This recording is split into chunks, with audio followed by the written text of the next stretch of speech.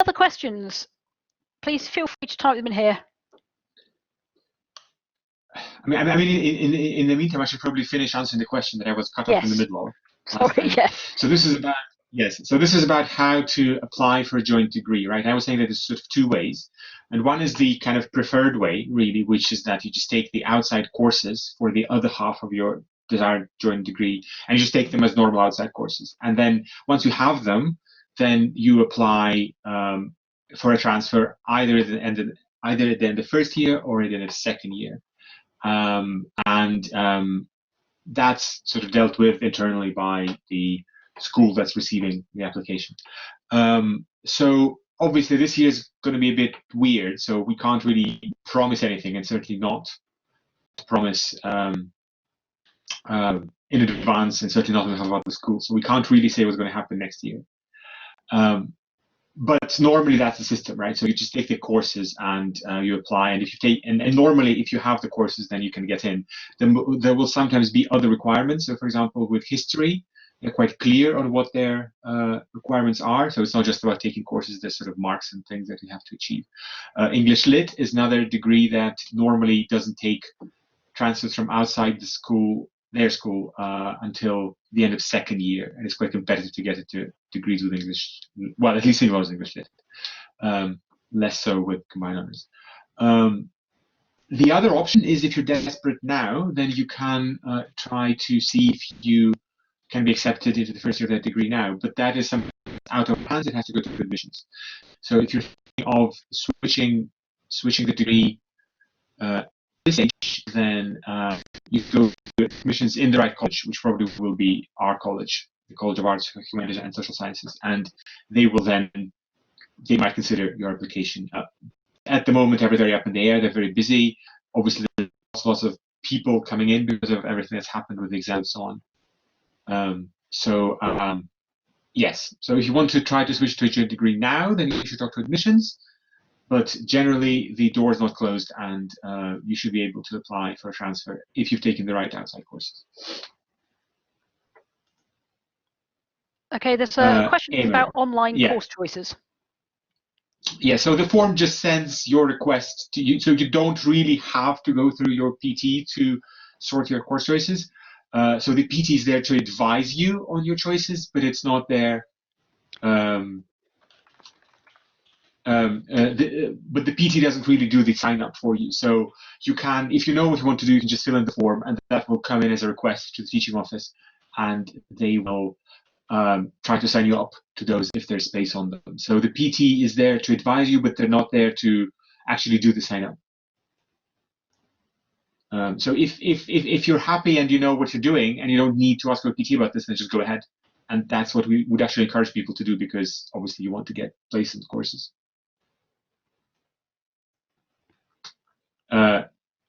Emily, yes, this is usually absolutely fine.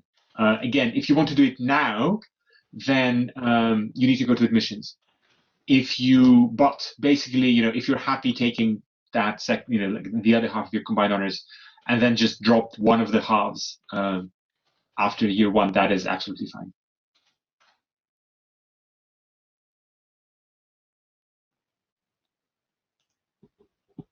So does that make sense, Peter? The outside courses are the courses you do that are not part of your degree.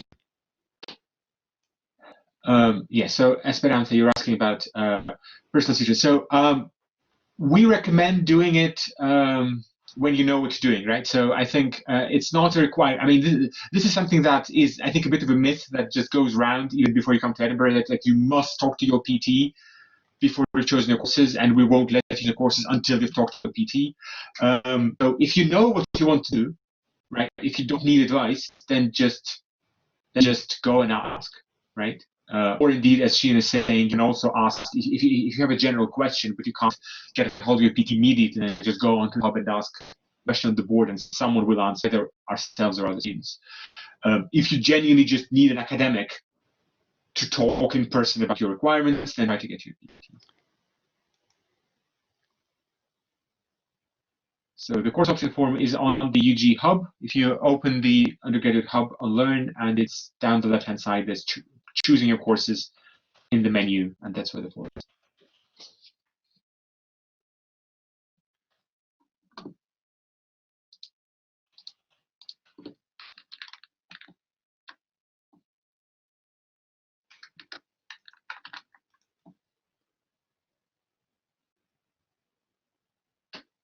Any more questions?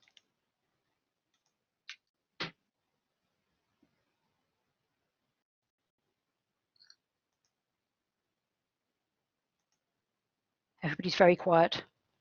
Yes, so I think there were questions we didn't answer in the first one. That was about the timetables, right? Yep. So it's worth talking about the timetables. So normally, what would happen, of course, is that you would be signing up. So in a normal year, what you have is you have usually at first year you usually have something like 3 lectures and 1 tutorial, right? And they are quite and their timetable in a very, very hard way. So this is the time that you need to meet your tutorial group.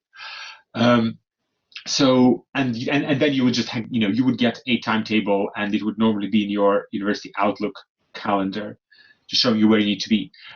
Because this year, obviously, we are very pressed for space, and especially the big lectures are not happening in physical spaces at all, because there's just not the space to fit in 300 people.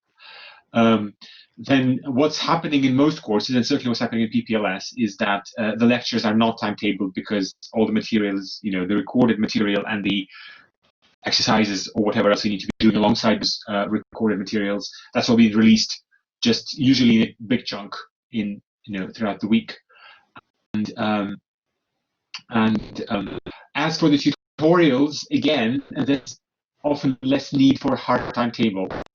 But for the reason, because again, there's people are in different places, and there's much more scope to organize things. It's like less prescriptive way. So in a lot of the courses that we'll be taking, not all, but a lot of the courses, the timetables will just really be showing very minimal information, because a lot of the work you'll be doing either on your own, or you'll be doing it with your classmates, but it won't be to a really, really fixed timetable where you have to turn up in a particular place.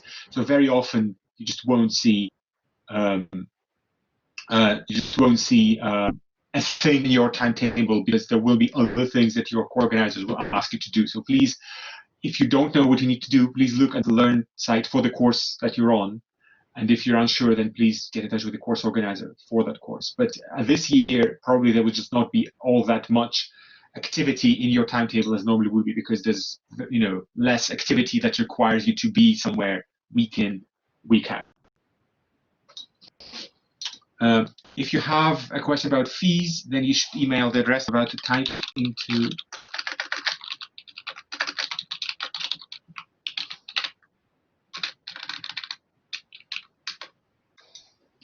and you may also want to check on EdHelp.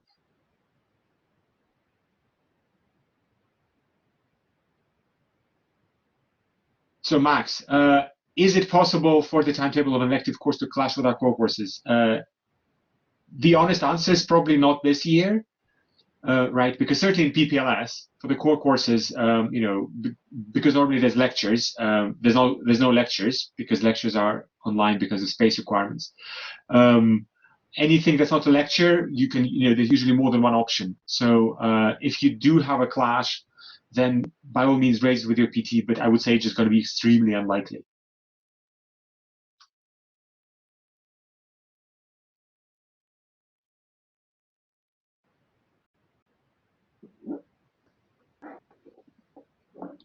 I don't know, Max, does that answer your question?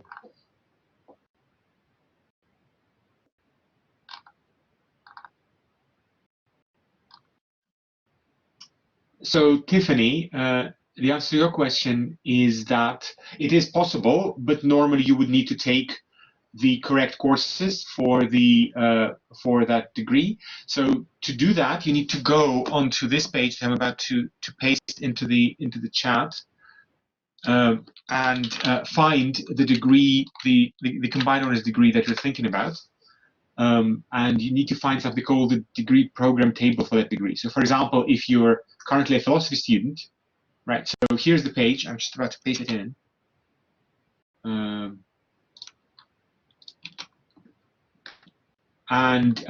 You need to find the degree you're interested in. They are sorted by school. I mean, I almost wonder if I should share my screen, Holly.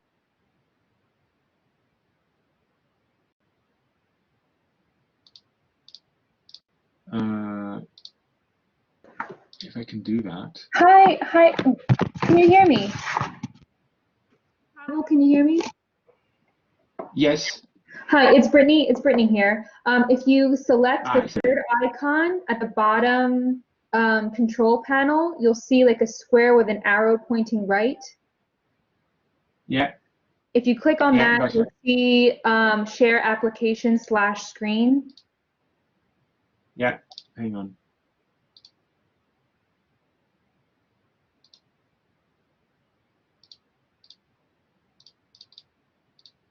Right, okay.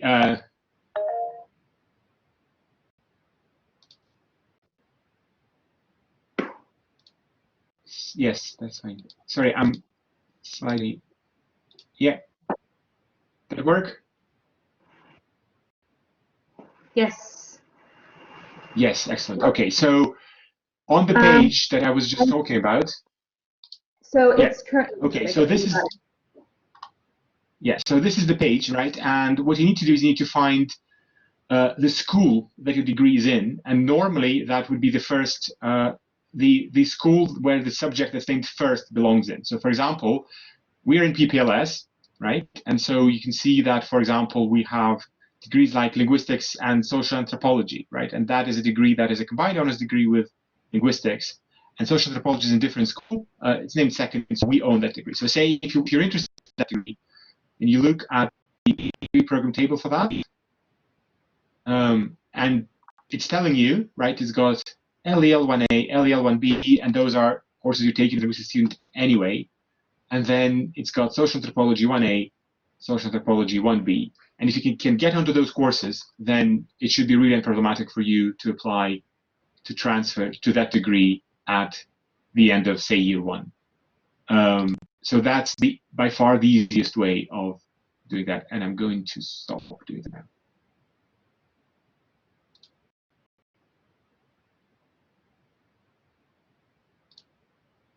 Sorry. Yeah, okay, that's fine. If you are unsure, please ask on the discussion board or your PT. I think that will be the easiest thing to do.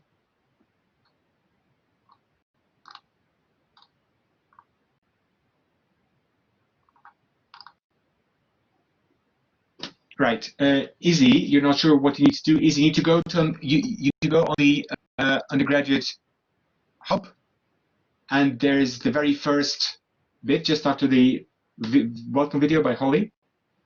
Then there's links to things you need to do, and it will tell you where to matriculate and how to do things. So please have a look on the hub.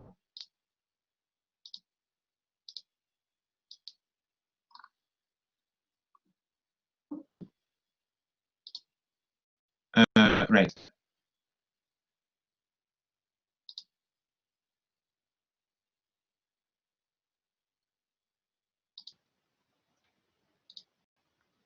Yeah, sorry, Holly, you were going to say something. Yeah, sorry, I was saying a couple of things. Sorry, I leant on the mute button. I've got a new headset, and it turns out it's surprisingly easy to lean on the switch off microphone button. So now that I'm back, there were two things I was going to say. One is just to remind people that the discussion boards are staffed by academic staff from your subject. So if you have questions about things like course options, if you post your questions on the discussion board, those discussion boards are being monitored, and a member of staff will get back to you. And that might be the best place to try in the first place before trying to contact your personal tutor, because I think the discussion boards are more likely, your questions more likely to be picked up quickly. The second thing I was going to say is just coming back to what Pavel was saying about timetables.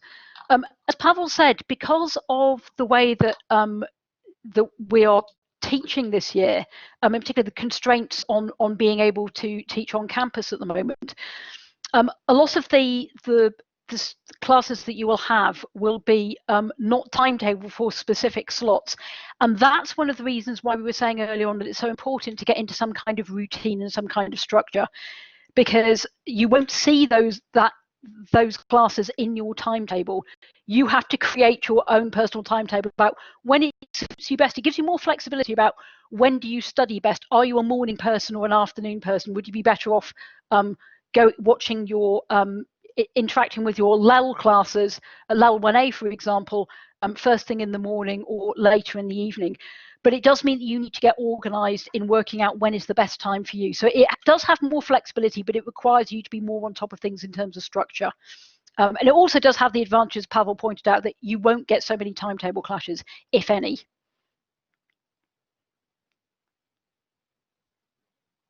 Okay, any more questions?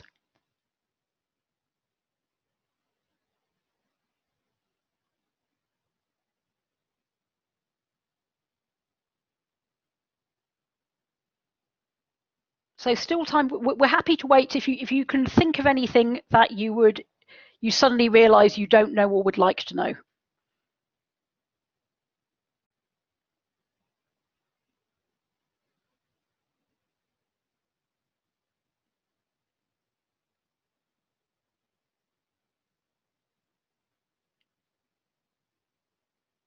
No? Well, that's good news if you feel that your questions have been answered. And if not, okay. Ethan, you will be your personal tutor will be in contact with you, and they will schedule a slot with you. So they will suggest a time. And as the initial meeting will be a chance for you to get to know other members of your personal tutors group, your tutoring group, then there will be a specific time that's suggested so that you can all get together at the same time. So just wait and you will get an email if you haven't already had one from your personal tutor.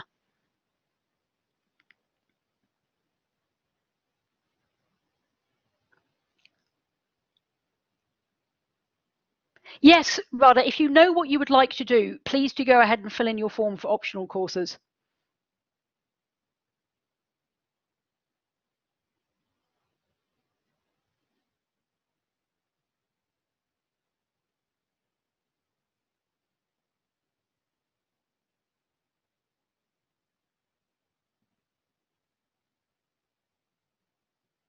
And if you'd like to know, okay. Joaquin asks, are there any readings required?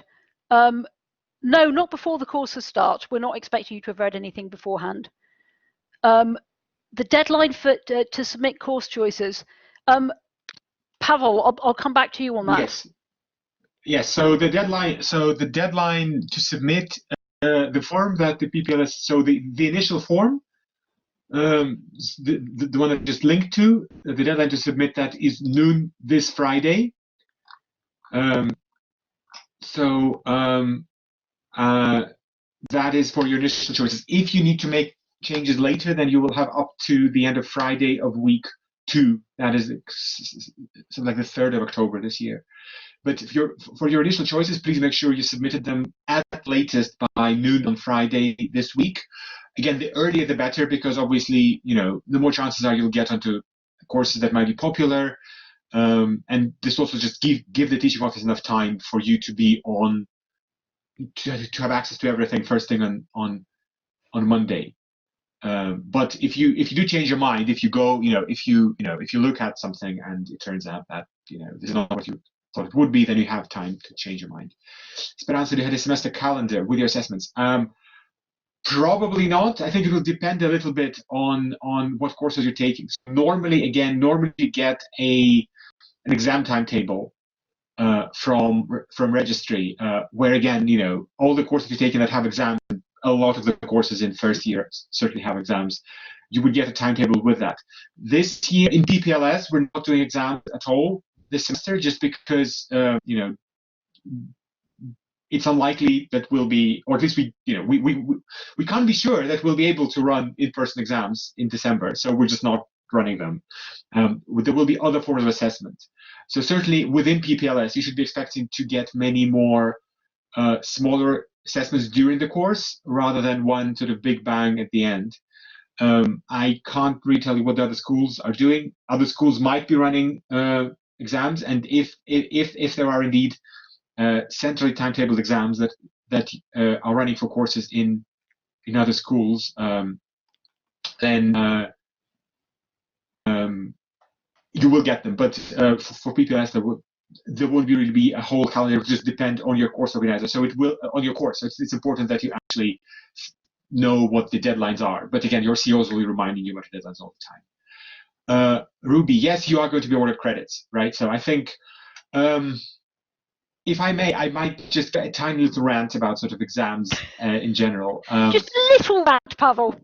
A little rant. I mean, I think we saw this a lot when sort of things were happening with, the kind of rapid lockdown in March, when, all the universities had to find out ways of assessing their students. And there was a lot of talk about exams. And in general, people tend to think that university is about exams. And just to come back to my spiel, in the earlier session, university is quite different from school, and it's really not about exams as such. It is really about assessing the knowledge that you have and that you have acquired. And assessment comes in two forms, by the way. There is something we call formative assessment, which is something that you do, but you don't get a mark for, but we give you feedback on it. And it's really, really important. So whenever you get the opportunity to do something like that, and you will be getting those opportunities, please make sure that you use it. So assessment is not just there to give you a mark and put a number on you, really, which is what exams tend to do a lot. Assessment is there to help learn, obviously to finally assess you as well. But there will be lots of more assessment. There will be very varied kinds of assessment. It will not just be one big final exam. So don't think that somehow the university experience is about exams. And yes, Ruby, you are going to be getting credits after so the way this works is that we have something called an exam board, which I hope most of you are never in. But it's basically a big meeting that happens twice a year. So after semester 1 and then after semester 2. And it confirms the results. And once you have, once that result is confirmed, then you have the credits. Yeah, if I could just again jump in. Yeah. Can I just jump in very briefly, Pavel? I mean, I think that's something that's really important for us to stress. Assessments are not, exams are not the only form of assessment. There are other ways of being assessed, and we're trying to assess your knowledge. And something something that I already talked about this morning, but I just want to really emphasize, is because the situation is currently changing, we are doing all kinds of things to make sure that we are as robust as possible to what might happen. And so we decided that exams are the kind of thing that are likely to be disrupted. We want to give you as much certainty as we can, and that's why we've said no exams in PPLS this semester. We will give you other forms of assessment. We will find other ways of assessing what you know, but we think exams are the kinds of things that might be more susceptible to sudden changes in the situation. And that's what we're doing with our teaching as well. We're trying to find ways of giving you as much certainty as we can. So that's why we've made some of the changes that we've made, and one of those is to do with exams and finding alternative means of assessment. You will still get the credits. We're still making sure that we know what you know and that we have a way of judging that, but it's not going to be based on exams, in-person exams. Sorry, back to you, Pavel. That was just my little interjection. No. I think, yeah, I hopefully we've covered all that, but please ask away if there's a very nitpicky point to come back to, Ruby, is you will get awarded credits, but they will not be ECTS credits. They will be SC2F credits. They will be Scottish credits, not European credits. They will be, Scottish credits. But a Scottish credit is worth half a European credit, so it doesn't matter. So, any last questions?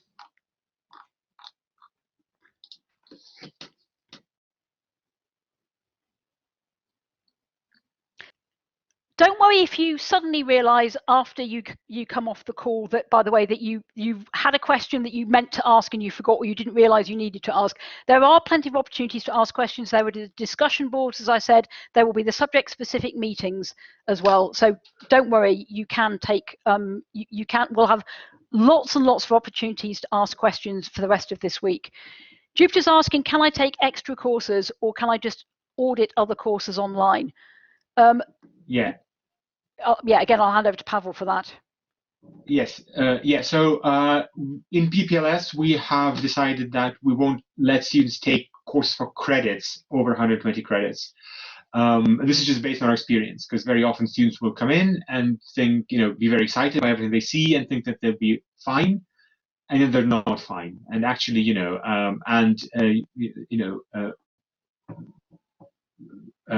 very often people actually don't cope as well as they think they would with extra credit. So just to make it fair to everyone, we are not allowing students in first year to take more than 120 credits. It may be possible in second year, and you will need to speak to your PT about that once you are at that stage. But in first year, I'm afraid we'll just ask you to stick to 120. Auditing is slightly different. Again, there's university regulations around auditing, and the university regulations are saying that you can't audit your combined credit load for courses you're taking and auditing cannot exceed 160. But if it's something that you're really interested in auditing, then you should get in touch with the course organizer for that course. And the course organizer is listed on PATH or in DRPS. It's a person with an email, and you can email them and ask, can you audit that course? But generally, we really recommend that you stick to 120 and not go over, because it's going to be quite enough work as it is, even in a normal year, and who knows what's going to happen there. So Joaquin is asking about 0 credits and 10 credits. The answer is yes. So as long as it's a maximum of 120, you can take whatever you want, and 0 credit courses obviously don't count for credit load, so you can take those. There's not a lot of them. Are we running critical thinking, Holly? I can't remember whether we are running that as a 0 credit course or not, I'm afraid. I'm not quite sure what happened with that. Yes, but most courses that are 0 credit are usually not particularly relevant in a way, because they tend to be sort of skills courses for a particular subject area. So if I think they used to have them in like social anthropology, and there was, the credit bearing anthropology 1A, 1B, and then they had some little extra credits, and they would normally give them to students on that degree already, but they would still let you in without them if you try to transfer to them. So normally 0 credit course don't matter as much. 10 credits, again, that's something that doesn't tend to exist quite as much in our college, but say informatics does 10 credit courses, and yes, as long as it adds up to 120, it doesn't matter what the makeup is.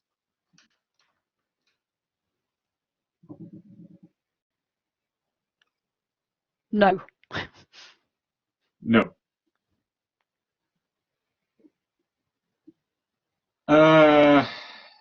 Sean, I think our initial advice is always to split them evenly, right? Just because you will find that 3 is quite enough, 4 is a lot. I mean, in principle, there's no requirement / regulation to require you to do that. So if you really wanted to, you could, but generally we advise against that in first year, for sure. A big reason, again, is maybe that, if you're trying to keep your options open, then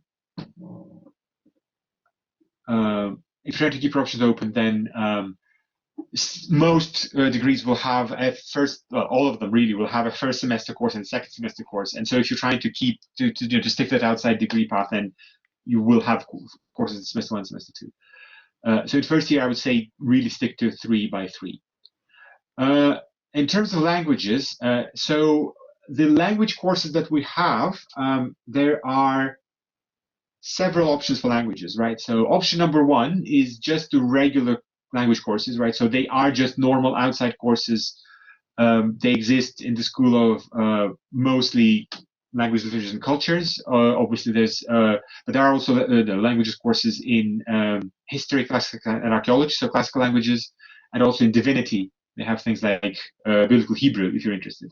And they're just normal courses. They're just entirely normal 20 credit, level 8. So that's the level that you're at, courses. And you can just take them as part of your credit load, and they will often lead you to combinations.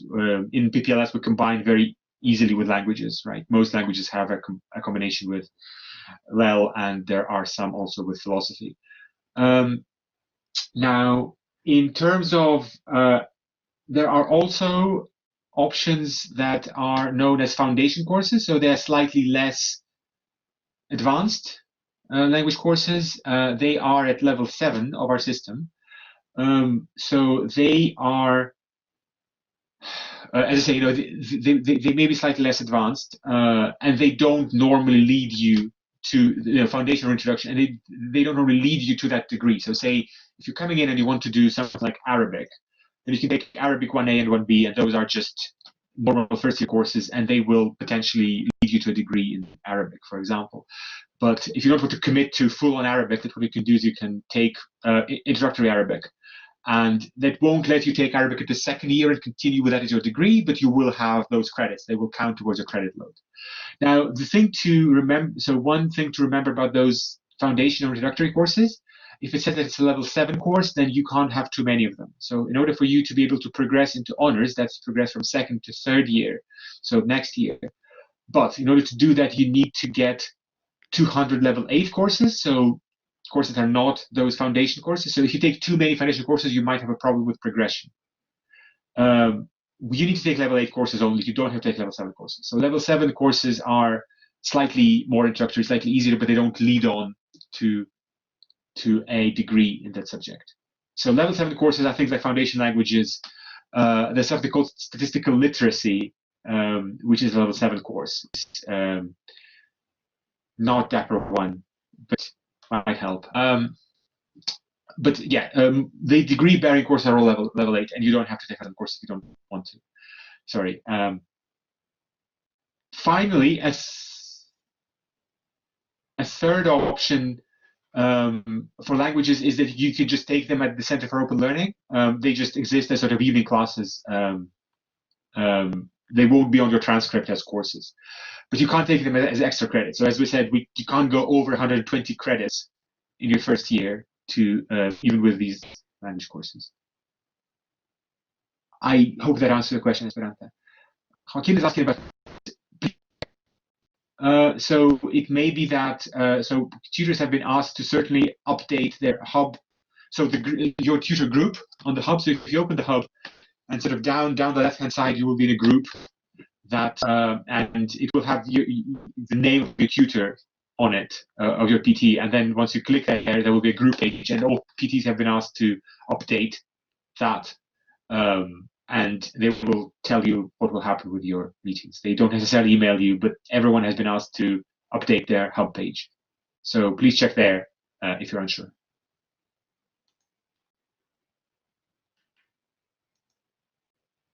Any more questions?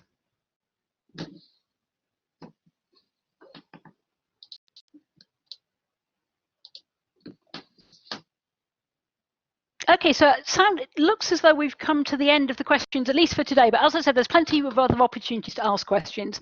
So I just want to finish by saying how delighted I and everyone else in PPLS is to welcome you to PPLS and the University of Edinburgh.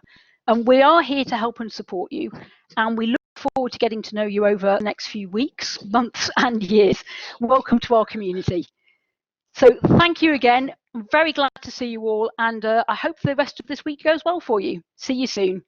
Bye.